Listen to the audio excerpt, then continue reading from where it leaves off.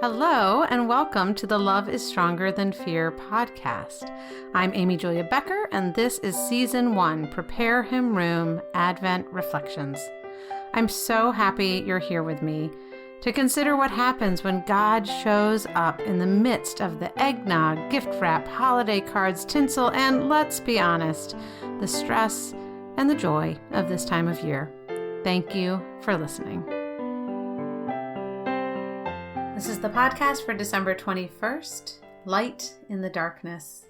It comes from John's Gospel, chapter 1, verses 1 through 5, from the New International Version.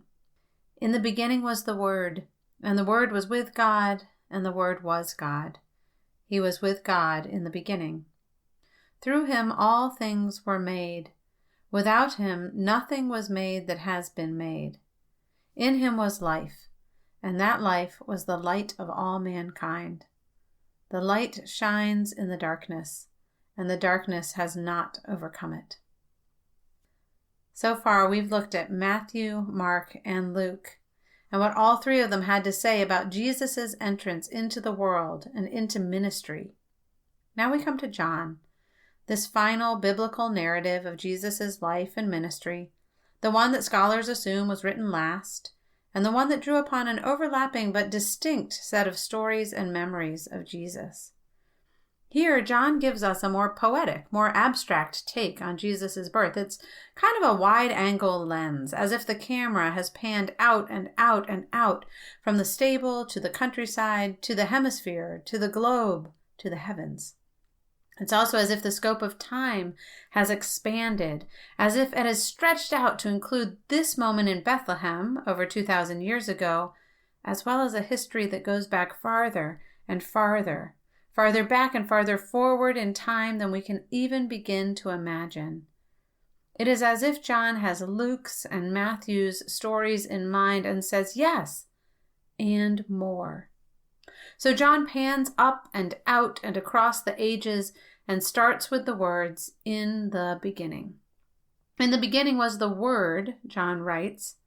By using those three words, in the beginning, he also takes us back to the beginning of the book of Genesis, the first book in the Bible, the book about the origins of the entire creation.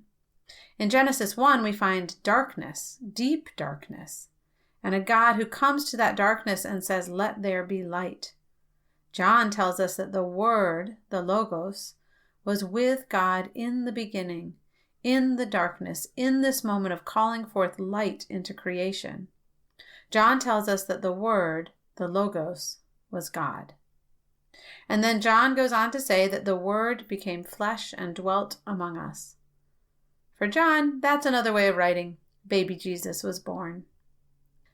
On the one hand, John is telling us that through the birth of Jesus, there's been a new beginning, a new action on God's part that is just as significant as that first act of creation back at the beginning of time. And on the other hand, John is telling us that what God has done in Jesus is consistent with what God has always been doing. In Jesus, God has shown light into the darkness. God has always been shining light in the darkness. First, it was the darkness of the universe. Now it is the darkness of the human heart. So here's the part we don't like to talk about, not at Christmastime and really not ever.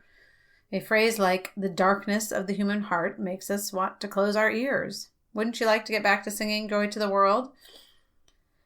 But if Jesus has come to be a light in the darkness, then the reason to talk about the darkness is so that we can turn toward the light. The reason to name the darkness is so it can be exposed for what it is, so we can be set free from it, and so we can offer the light of the world to the world.